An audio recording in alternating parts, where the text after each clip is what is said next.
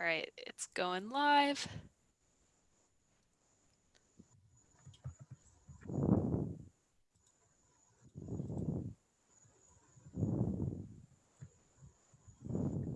All right, we are officially live.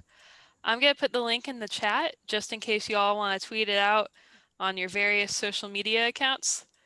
And this is for our attendees too. Feel free to send this YouTube link to any friends and family who you think would want to tune in, but may not be as comfortable with Zoom. They are certainly welcome as well.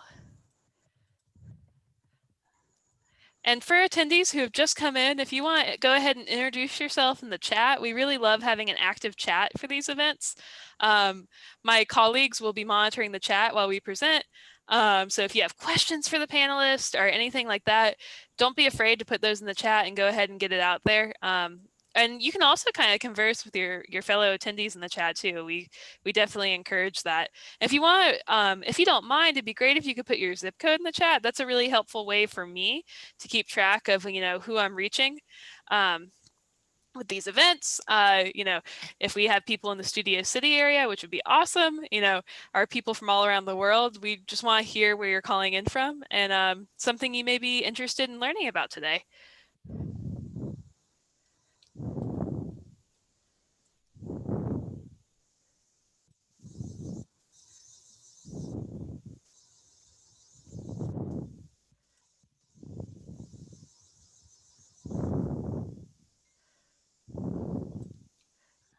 All right, I went ahead and posted the YouTube link on Twitter so folks can discover it. Let me head over to Facebook. And for our attendees who just joined us, we're going to get started in just a minute. We're going to get started right at 4 o'clock Pacific time. So just hang tight for 1 minute and then we'll begin our program.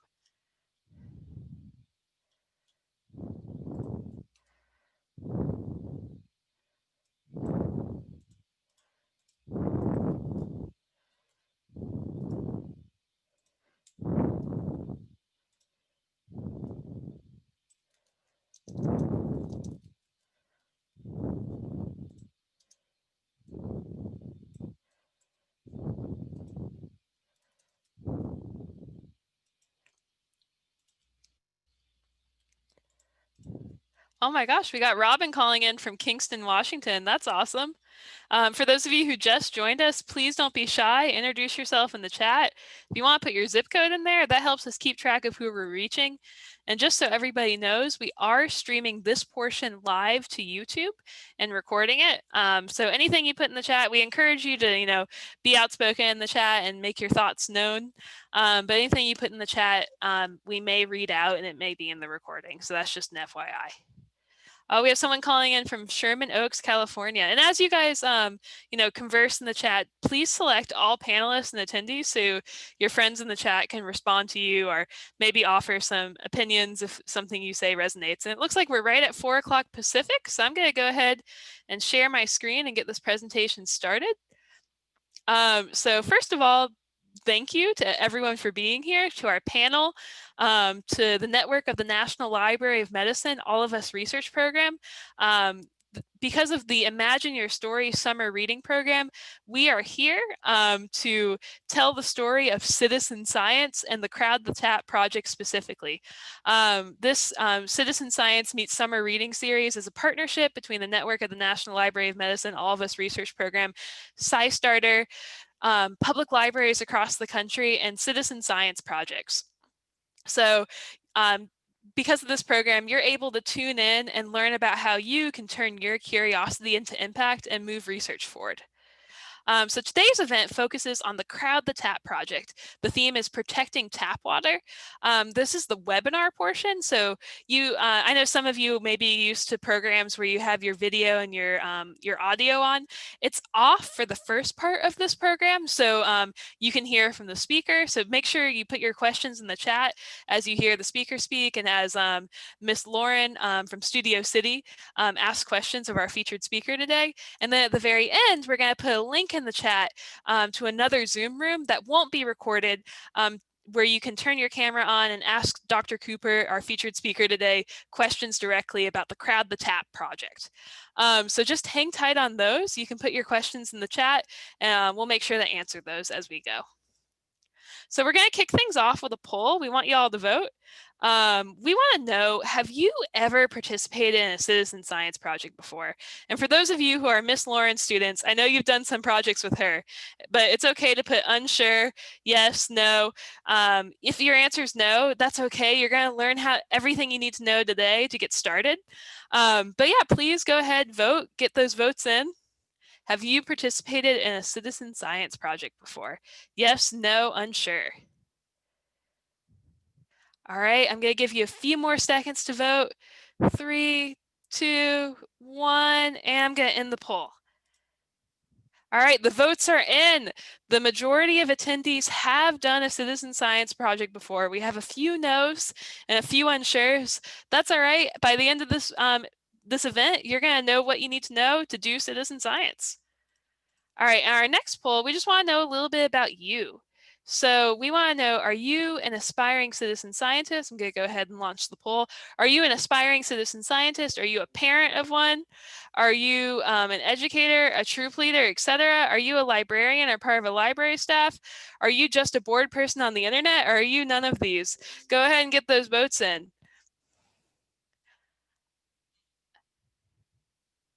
All right, get those votes in. Are you none of these? That's fine too. Just vote what you identify with. I know that all of you could be aspiring citizen scientists today. All right, we're going to end the poll and we'll share results. So it looks like the majority of you are none of these, but we have a few citizen scientists in the room, a few parents, a librarian or part of a library staff, researcher or project leader, just a bored person on the internet. Everybody's represented, which is great. So we're glad you're all here and we're glad you all want to learn about citizen science. Now I'm going to pass the mic to Miss Lauren from Studio City Library. She's going to tell us what's been happening over there. So take it away. Thank you, Caroline. Thank you all for having me. And a big shout out and a wave to all of my Studio City friends that are joining us today. So what's new at Studio City and Los Angeles Public Library? So Studio City is part of a vast library system of 72 branches. So mostly what I'm going to be talking about is things that can be happening across Los Angeles. So first, our main things I want to talk about is Library to Go. That's where you can place a hold on the library's catalog and make an appointment, a contact-free pickup appointment to pick up your library materials. So if you just go to that website or you just go to lapl.org, and you'll see Library to Go and you'll get more information there. That's been very popular at Studio City, and there's 19 other libraries also across Los Angeles that have that service.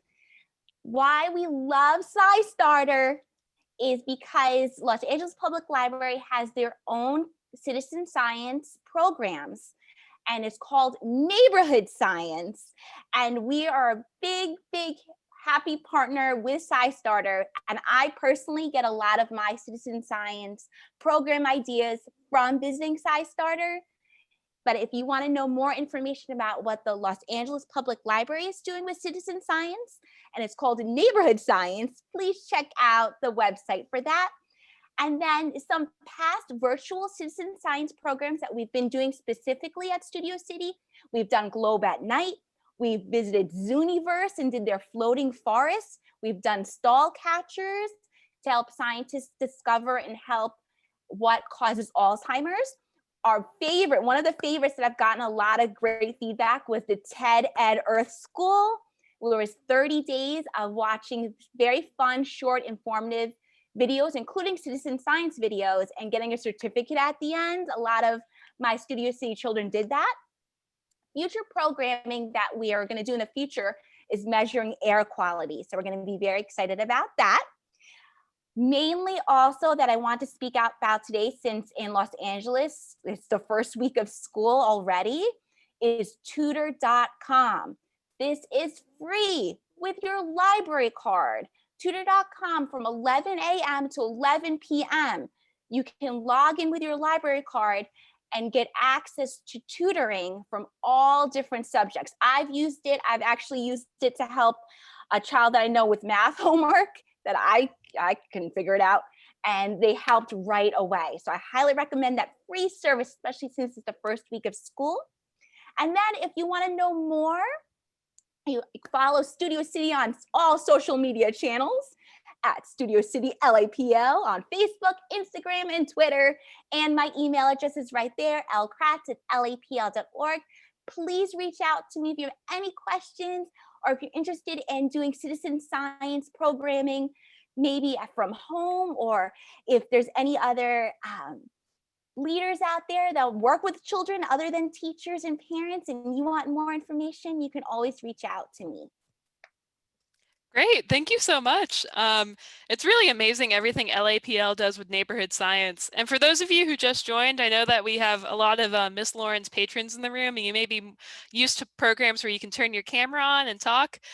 Don't worry, at the end of this presentation, after Miss Lauren interviews Dr. Cooper and you learn about the Crowd the Tap project, we're gonna have a special link that we'll put in the chat for you all to click, where you can turn your cameras on and ask Dr. Cooper questions with your audio on. The reason we aren't doing that for this part is because we are streaming this live to YouTube and we're recording it. So we just wanted to make sure that you could have some time at the end to interview Dr. Cooper yourself.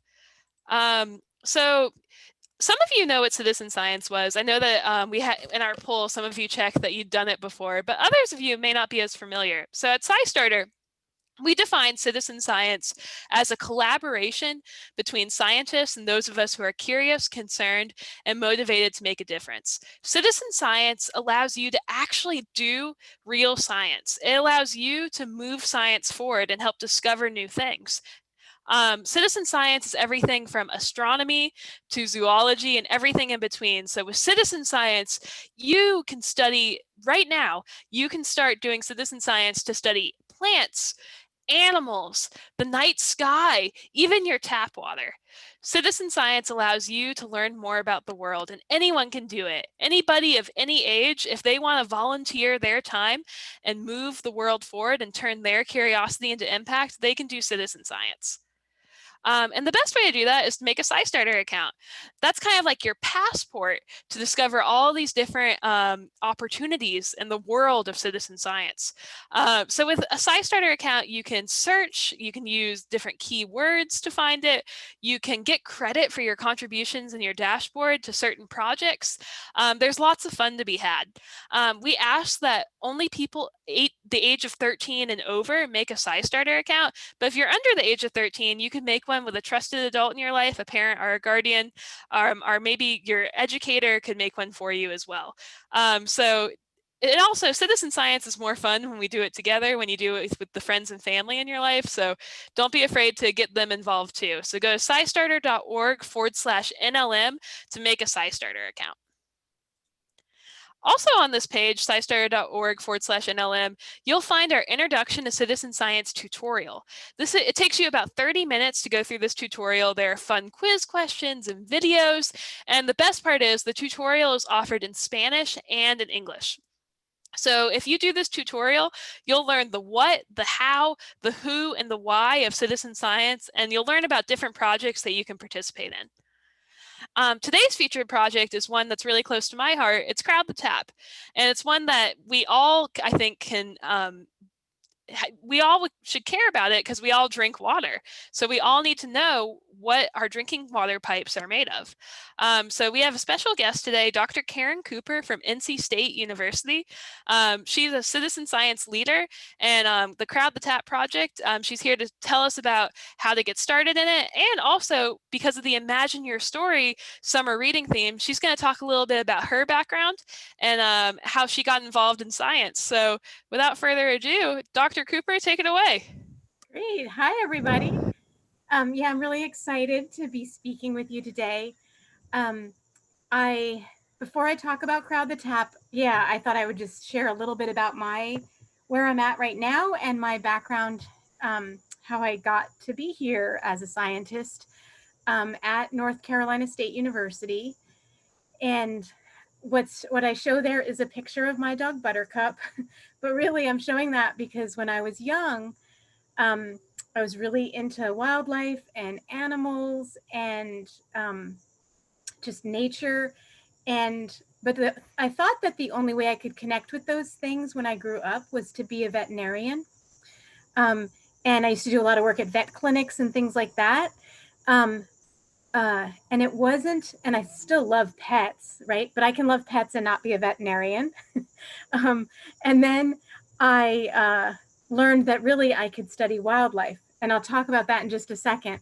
But on this slide, it's just to say that right now I've come full circle to being a scientist that studies different aspects of the environment. And I do that through this program at NC State called Leadership in Public Science. And these are some of the students that work with me. And the theme with public science really is that science is for everyone. Public science includes a lot of citizen science. It includes other kinds of open science practices just to make science more inclusive. So that everyone belongs, that everyone has some ownership in science, and that everyone can benefit from science. And we'll talk a little bit about, I just plugging my books there. If you want to learn more about citizen science after today, I have a book called Citizen Science, How Ordinary People Are Changing the Face of Discovery, which is also has been translated into Spanish. And then we have a new book that I'm a co-author on with some of the SciStarter team, which is a field guide to citizen science. All right, so next slide. So I actually got my start as an undergrad at North Carolina State University way back in the day. And like I said, when I realized I could interact and connect with nature and wildlife in ways other than being a veterinarian, I started to do a lot of field work. And I studied grasshoppers, I studied bears, I studied peregrine falcons, I worked with lemurs in captivity, I worked in bottomland hardwood forests with songbirds, I studied different types of hawks and owls, that's a spotted owl. I worked for all kinds of different agencies, our state wildlife management agency, the U.S. Forest Service, I worked for industry. If you go to the next slide, there was just more field work. I worked for the Smithsonian on a bunch of different projects, black-footed ferrets, with ducks, with warblers, for the Fish and Wildlife Service with endangered species like the Puerto Rican parrot. And then I studied other ducks, and ultimately I got my PhD and became a fully fledged scientist studying birds in Australia. I was a grad student at Virginia Tech, but anyway, that little brown bird there is the one I studied in Australia.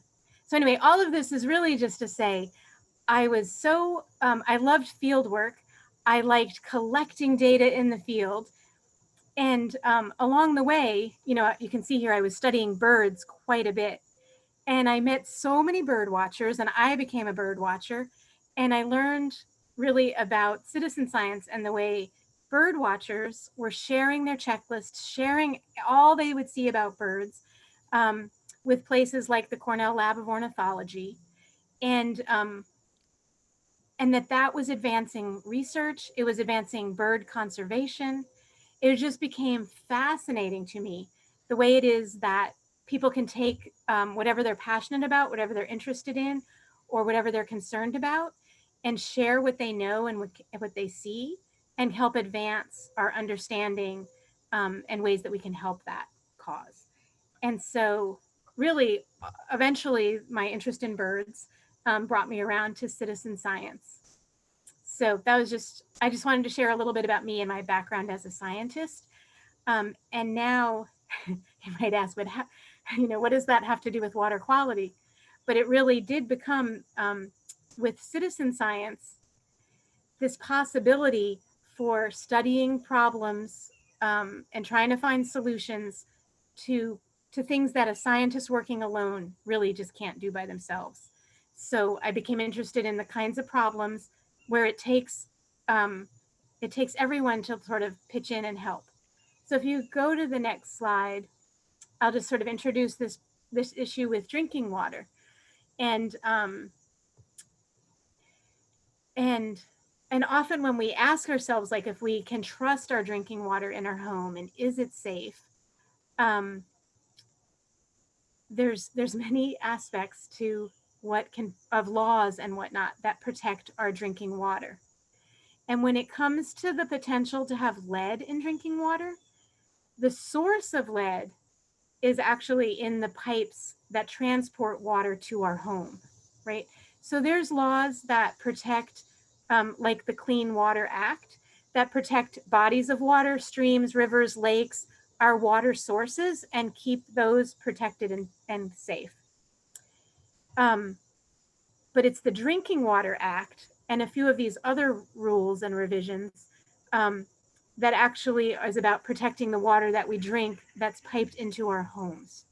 And so really to understand the safety of our drinking water also involves understanding our drinking water infrastructure and that sort of built environment, and these pipes that deliver the water to our homes. And the reason I put this timeline up here is really just to say that a lot of the laws that were passed, some of them are really quite recent. Like this one that went into effect in 2014 was about reducing lead in our faucets, which is, just that one part of our drinking water system. And these other ones were about lead in other parts of the system. But really what I'll point out is that a lot of what we've done with computers and digital records is really very recent. And there was decades and decades of building ground or drinking water infrastructure below ground before we had computers to keep really good digital records. So in a lot of cases, we don't even know what's underground anymore. We don't really know what kind of pipes are delivering water to different homes. And we really don't have records of what's in people's homes. So it's kind of a problem, or like it's a situation where there's a big data gap. So if you go to the next slide. And so Crowd the Tap is a project that we created with funding from the Environmental Protection Agency, right? So the EPA is the federal agency that's in charge of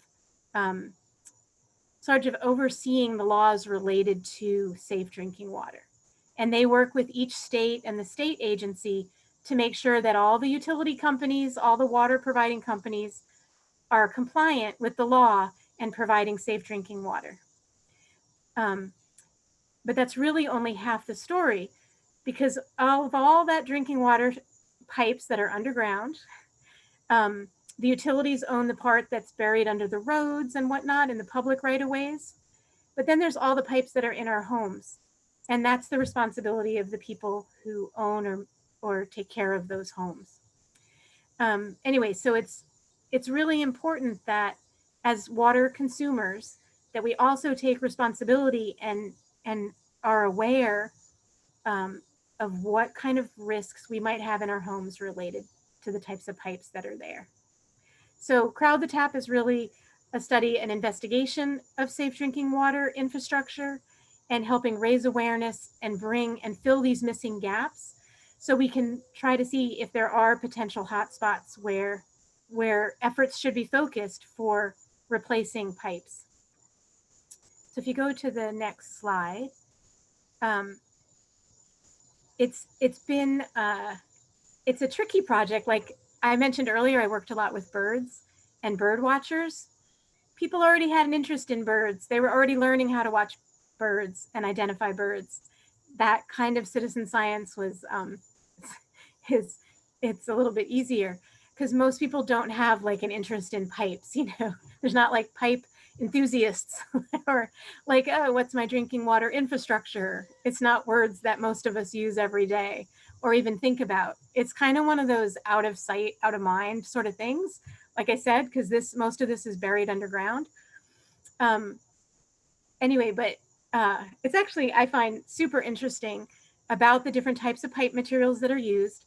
And there's really easy ways once you find your pipes, to tell the different types apart. And so you may have learned about different materials. There's steel pipes, and if you have steel pipes, a magnet will stick to them. So you can take a refrigerator magnet and put it on a pipe, and it can help you tell what it is, right? So it's sort of like solving a mystery. If you see a piece of pipe, anyway, one way to solve that is to put a magnet on it. If it sticks, it's a steel pipe. If it doesn't stick, there's a few other things it could be. And a lot of times people will do a scratch test.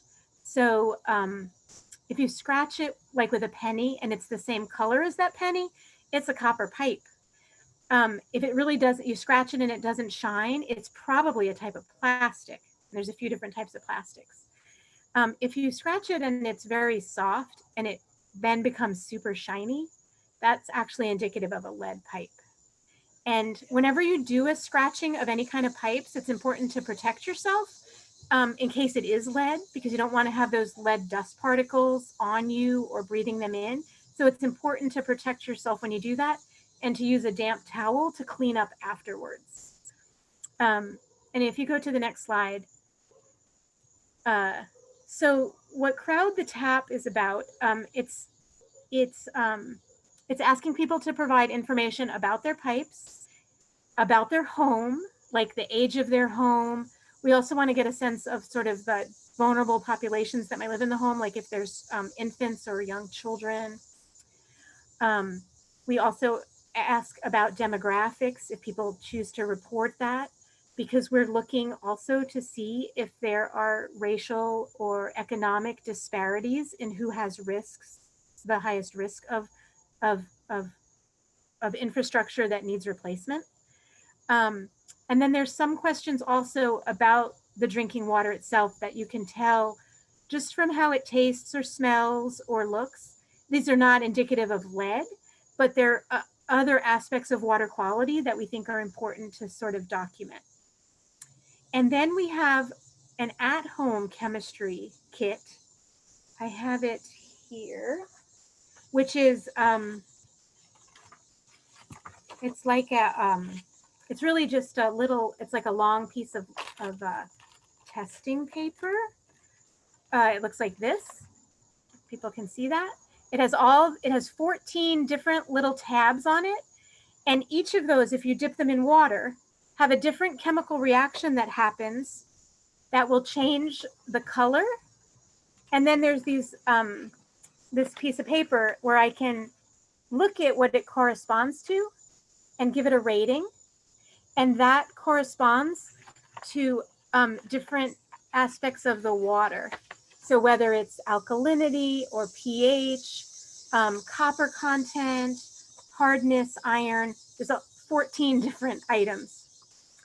Now, one of those items, it says on here, is lead, but this is not a reliable test of lead in water. And what we're mostly looking at are sort of the other variables about water that are tested here. And what we're doing is, this is kind of based on the premise that not everyone has access to test their water in a lab for lead. And there's really, at the moment, no off-the-shelf kind of kit that you can do at home that will reliably test for lead. So what we're trying to do is build a model, like a mathematical kind of model, where if you provide information, like I said, about the pipes and about the age of your home, and you can provide some of this really basic water chemistry with this at-home test strip, then we can predict the likelihood that you have a high or low risk of lead. And so to really build that model, I'm seeing some funny things in the chat. Yeah, it's complicated. Anyway, to build that model, we're looking for homes who do all of that, as well as this part, which is to have a box that has 3 water bottles that you take actual water samples to send away to a lab for testing. And that is a definitive test. if there's lead in water. And hopefully there will at some point be an at-home test that is as reliable as these lab tests. But until then, hopefully some will do a lab test so that those who can't can do this really simple at-home test and get a reliable prediction of whether there's lead or not. And I know that might have been confusing, and yeah, it's a little bit confusing. And maybe we'll be able to discuss that with some Q&A. I am not denying that. I just wanted to give a general sense about the at-home strips and the different options. But at a minimum, right, folks could just participate with the penny and the magnet, and that would still be a worthwhile. Okay. Yeah. Yes, totally. Thank you. There's different, and a lot of citizen science projects you'll see are like this. There's different levels of participating. And in this one, yes, you could provide basically our questionnaire, which is about the basic pipes and your home and how your water looks and whatnot. And then you're done. If you want to do more, can get this at-home test strip. And you'll learn more about your water, and then you're done. If you really want to get into it, you do all of that, and you can get these bottles to have water sent to a lab. But really, you can do any amount of that, and it's super helpful to the project. And in that sense, it is sort of a one and done. Hopefully, you don't have a lead problem, and you're done. If you do, there's a forum on the website to connect with other people who might have problems, to really start to organize in your community and to pursue other resources. If you go to the next slide, this is what the data entry kind of looks like, right? It's basically these different tabs where you report on your home, your pipes, your water, and your water chemistry. And this is just some preliminary results from respondents, from participants who we've had so far, just in terms of the plumbing. So there's two types of pipes people report on. One is the plumbing within their house, right? Like what kind of pipes they have bringing water, like from their water heater to their sink. And I'll say on the Crowd the Tap website, we have several videos of how to do this, of how to do these different parts of the project. So I definitely encourage you to look at the videos. They're short and they're clear. Anyway, and so this is just showing that what people have reported so far is a lot of copper pipes and a lot of plastic pipes, and then a few other kind of combinations in their home. A lot of homes have a whole bunch of different types. And if you go to the next slide, the other thing we ask is about what's called the service line. And that's the one piece of pipe that connects your home to the water main where the utility is sending water from there, directly to your house. And that service line, you can find where it enters your house, which is often in a cellar. It depends on your construction of your home. And there we see, a whole variety. And and copper pipes can be good. I don't want to jump ahead to questions. It gets so complicated as you get into the different types of pipes. So I'm not going to go too much into that. I'll just go, I think I have one more slide of our preliminary results, which is we've had a lot of participation here in North Carolina because that's where it's easiest for us to do outreach. And we've also looked at our state data. And I'll just say we have 100 counties in North Carolina. 97 of our counties, we have at least one community water system. Sorry to use an acronym there. CWS is Community Water System. That's a water provider that has reported lead pipes in their system. And those have been serving 10 million people in our state. And the other thing that we found looking at the demographics in these different counties is that the counties that have the highest percentage of community water systems that have lead components are the counties that have higher percentages of the population of who are Black and who are white people living in poverty, below the poverty level, and also are the counties that have the higher numbers of children of 5 years and younger.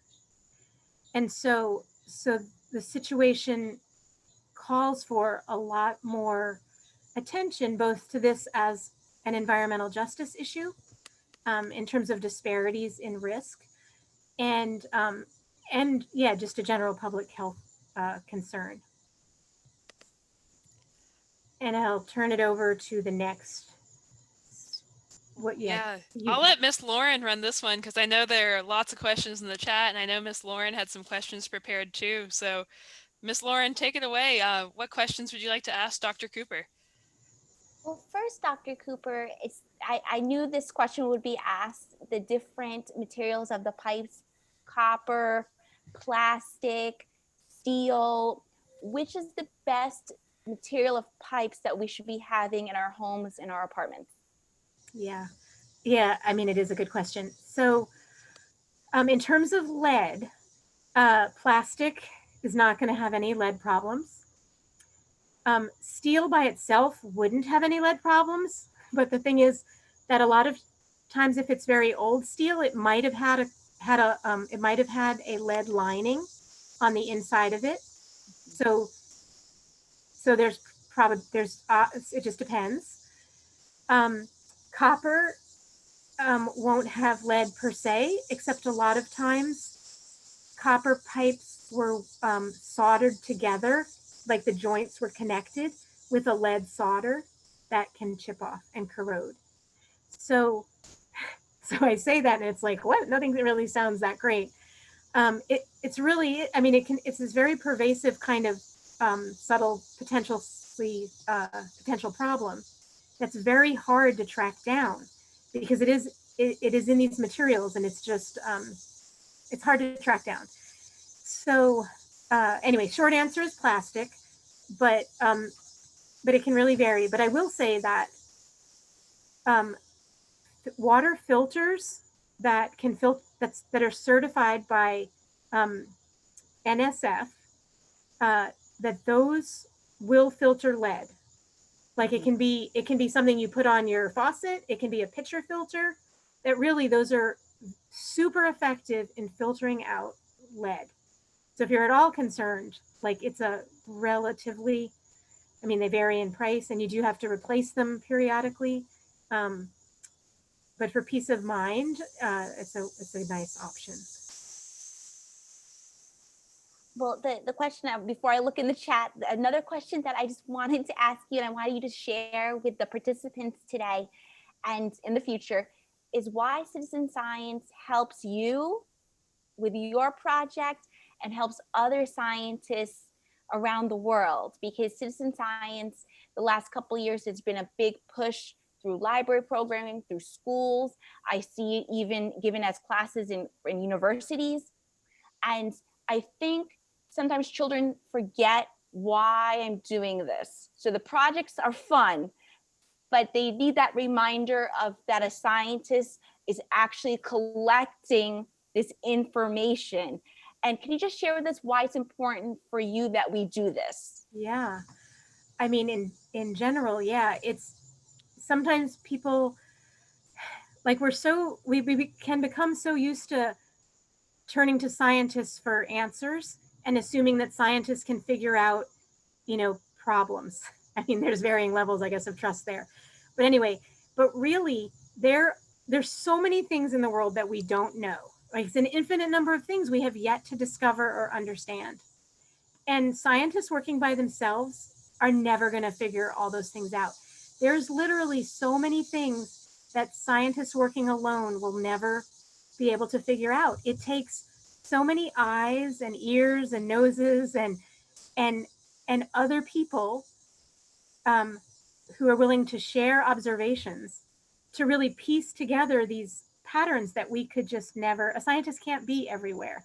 Scientists can't be in everyone's home or visiting everyone's home, and in this case, and so yeah, there's these things that just take these kind of broad scale collaborations to see these large scale patterns that would otherwise be invisible. And yeah, so I think, yeah. And I think when scientists engage in citizen science, that there's, that it isn't about the scientist getting it done, right? It's not about me getting it done for like my benefit. It's about helping solve a problem that hopefully everyone who's involved and beyond also benefits from.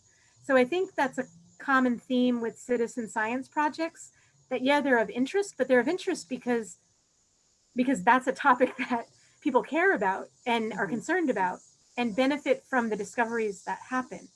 And so I think it's science that has more potential for benefiting a broader number of people. Oh, thank you, Dr. Cooper. I think we all need that reminder of we're collecting this information to help others, to help everyone around us in our community. And I think that's why Los Angeles Public Library, they had that great name of neighborhood science, because we're doing this to help our community and the people around us and around the US and the world. Yeah, and I guess I'll emphasize that with Crowd the Tap, because you could do all these things at home and figure out what type of pipes you have and test your water chemistry and send your lab, your samples off to a lab. But if you don't, and that's fine for you, but if you don't share that data back to this, with everyone else's, then we're never going to be able to see whether there's patterns in this, whether there's disparities, where the hot spots are. So really that act of sharing it back is really, really key. And if a family today wanted to check their pipes and they live, say, in an apartment, could they start with the pipes under their sink, or where would be a good way to start? Yeah, that's a good question.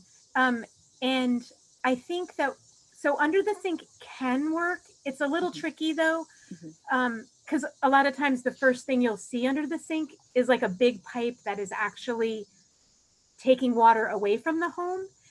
And those are very wide pipes. So like all the ones that are taking wastewater out could be a different substance than what's bringing water in. And so I will say, this might surprise people too.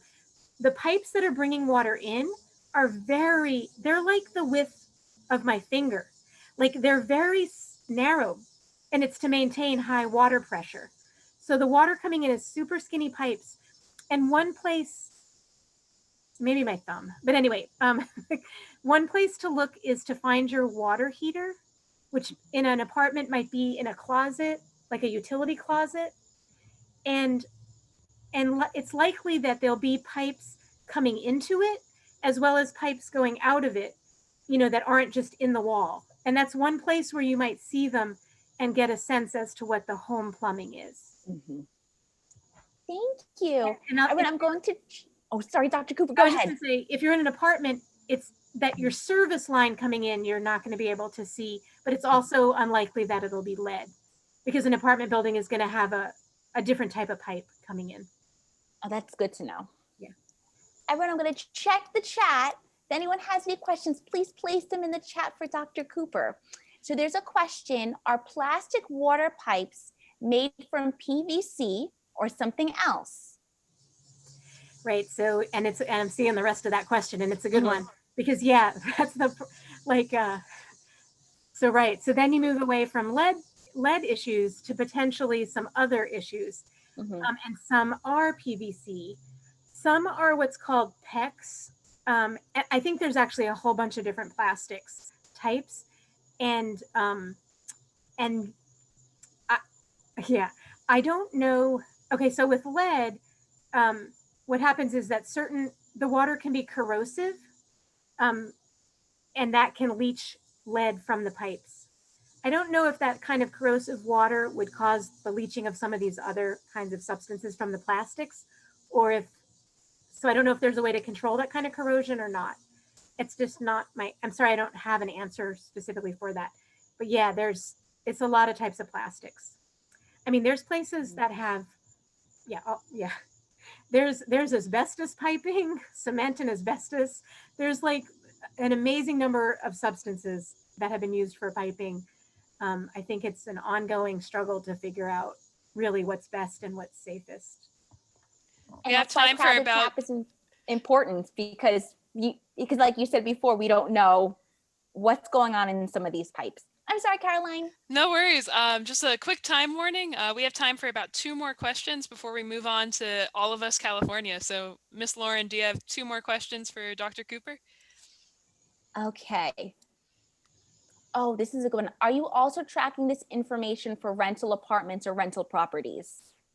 Yeah, yeah. The site is set up for anyone in whatever type of home to share information, as much information as they can access about their home. And it's only focused on homes. Not there's other research projects focused on schools or workplaces, but this project in particular is focused on where people live, and at the moment are spending most of their time, with the pandemic. So yeah. I know this is a question that everyone has in their minds. Are water filters for refrigerators that you replace better than Brita filter in a pitcher? Oh. That is a good question. Like I said earlier, I know that the filters that are certified by NSF as claiming that they remove lead are certified in that way, and they are effective at removing lead. And I know those exist for pitchers and for faucet filters.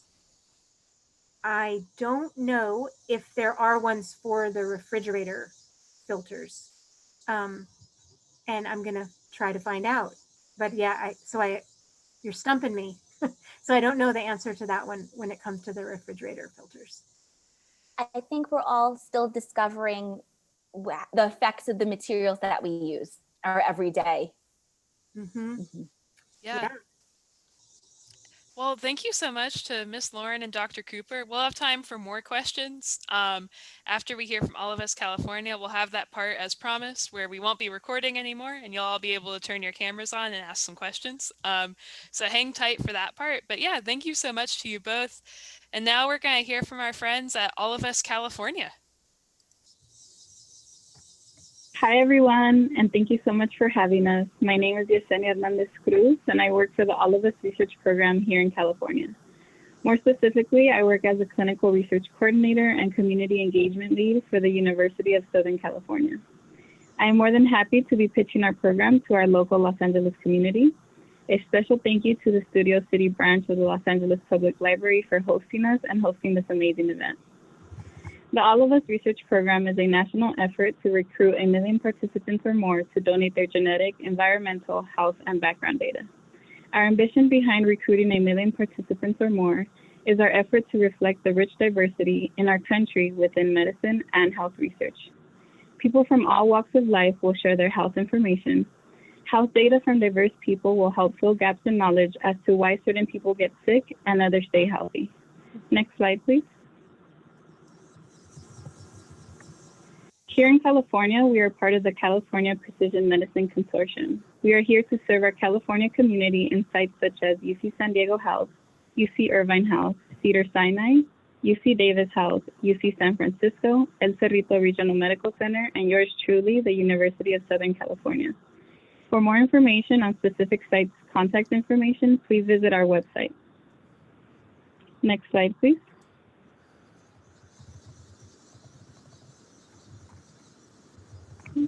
The All of Us Research Program is a precision medicine study. This form of medicine takes into account an individual's lifestyle, socioeconomic status, environment, and biology.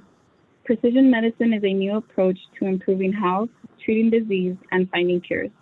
It acknowledges that each person is unique, our genes, our environments, our lifestyles, our behaviors, and that the interaction of these factors contribute to our health and well-being.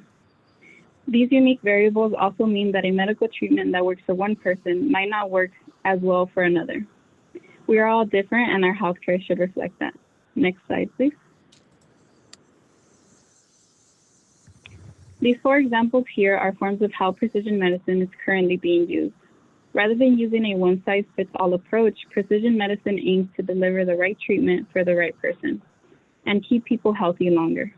Ultimately, it can produce more accurate diagnosis, earlier detection, and better prevention strategies and treatment choices. Precision medicine is a radical shift in how each of us can receive the best care possible based on our unique makeup. Next slide, please. Your participation would consist of an online enrollment and consent forms. These materials will inform you more about our program so you can better understand and make a more informed decision whether you want to join or not. You will then be prompted to answer health surveys. After the completion of the online portion, which includes enrollment and registration, you will meet with one of our sites so they can take your physical measurements and collect your biosamples. Participants are also asked to share their digital app and wearable data with us if they'd like to. Next slide, please. Although we can't be out in the community right now, you can get started by enrolling and completing your online surveys.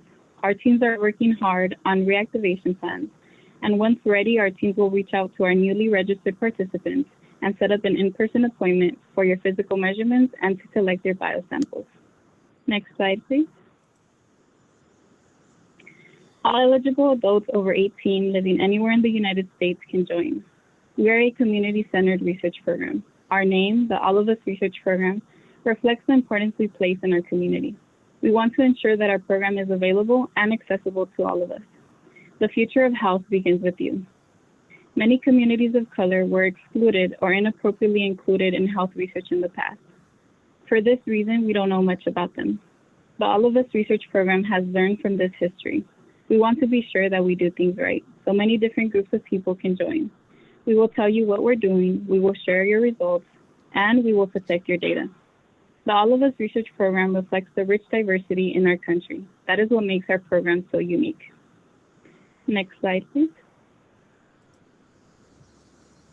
Okay. For more information about our program and how to participate, please visit our national website, social media platforms, and our site on the National Institute of Health page. Next slide, please. We understand that most of the viewers tuned into this series speak English. The following announcement is for those of you who have family, friends, or colleagues who speak Spanish and are interested in this program. Buenas tardes, nosotros hablamos español. El programa científico de All of Us se enfoca en incluir a nuestras comunidades diversas. Queremos que nuestro programa sea accesible y esté disponible a nuestra comunidad latina. Reconocemos que la comunidad latina en los Estados Unidos es bastante grande, especialmente aquí en Los Ángeles. Yo como mis compañeras de trabajo nos identificamos como latinas y estamos aquí para servirles en su idioma. Please feel free to share our Spanish language website with your family, friends, and colleagues. Next slide, please. For any interested listeners, the All of Us Research Program serves the LA community at both the University of Southern California and Cedars-Sinai. The contact information for both sites is listed. Feel free to contact us for more information or to answer any questions you may have. Thank you again to our host and our partner. We really appreciate it. Yeah, thank you so much, Yesenia. The way I was describing All of Us the other day, because I know we have a lot of students in the audience, it's kind of like learning about voting, right? You know, you won't be able to vote until you turn 18, and you won't be able to participate in All of Us until you turn 18, but it's still really important to know about because one day you will vote and your vote will matter, and one day you could participate in studies like this to help make sure everybody's represented in medicine. So thank you so much, Yesenia, for sharing this knowledge with us and educating us about precision medicine. And I hope that you all enjoy all the different things that the National Library of Medicine is bringing us. Of course, the All of Us Research Program is related to this, as well as the open source citizen science tutorial you learned about earlier, the importance of diversity and oh my gosh, I can't speak today, participation, and the curated citizen science projects, including Crowd the Tap. We all know lead is bad, and we want safe drinking water in our pipes. So all of these things are important to participate in, and you can make a difference by participating in Crowd the Tap, for example, with a trusted adult in your life, a parent or a guardian or an educator. So now I'm going to pass the mic back to Miss Lauren, who's going to talk about ways we can stay involved with the library. So the Los Angeles Public Library as a whole, of the 72 branches and the Central Library, have been very, very busy sharing virtual programs throughout these last few months. Right now, I think we are all as a whole reflecting and taking some time to discover how we're going to move forward in virtual programming. So for right now, if you want to keep informed, and I always keep my Studio City Library community informed at all times, you'll receive email updates from me, but you can also follow us again on social media. And the library's website, they have the online calendar. So if you're looking for events in the future, you can also look on that website. Thank you. Yeah, thank you. And also, we were talking about this before all the attendees came, but Miss Lauren actually has a copy of the Field Guide to Citizen Science checked out right now. Is that right? Yeah. So we recommend at the library. Yes. So we recommend that you all check out this book once it's back at your library. There are 6 copies spread out across all those LA Public Library branches. The Field Guide to Citizen Science, co-authored by Dr. Cooper, allows you to discover different projects and different ways to participate. And it's suitable for all ages. So if you're a parent watching this and you want something to read with your student, check out the Field Guide to Citizen Science. And of course, a lot of libraries have e-media. So if some of you aren't in the LA Public Library system, don't be afraid to check out your library's e-media ebook service to try to find the field guide as well. And in closing, I just really want to invite you all to go to scistarter.org/NLM to participate in Crowd the Tap. You'll find instructions there that you can click on and read.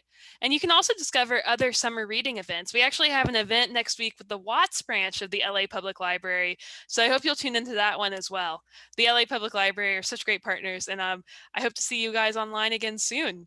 So in closing, we really want you all to know that there are online at and near home citizen science projects for everyone of any age. You can discover those at scistarter.org/NLM, as well as get more information about events in the All of Us research program. And we really want you to take our survey. I'm also going to send it out via email. That's tinyurl.com/summer reading 8 participants. And as promised, we have a special link for this group so you can turn your cameras on and ask Dr. Cooper some questions. So I'm going to grab that link and drop it in the chat. While I do that, any other closing remarks from our panelists before we jump into our special not recorded session? All right, I'm putting the link in the chat. So everyone, please click that Zoom link. I'll see you over there. We're gonna go ahead and conclude this webinar in just a sec. So just everybody, please click that Zoom link.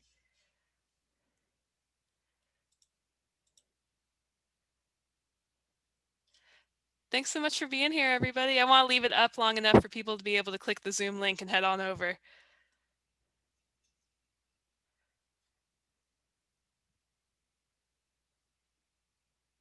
All right, I'm about to click it, so that means we're gonna lose the webinar. Goodbye, my friends.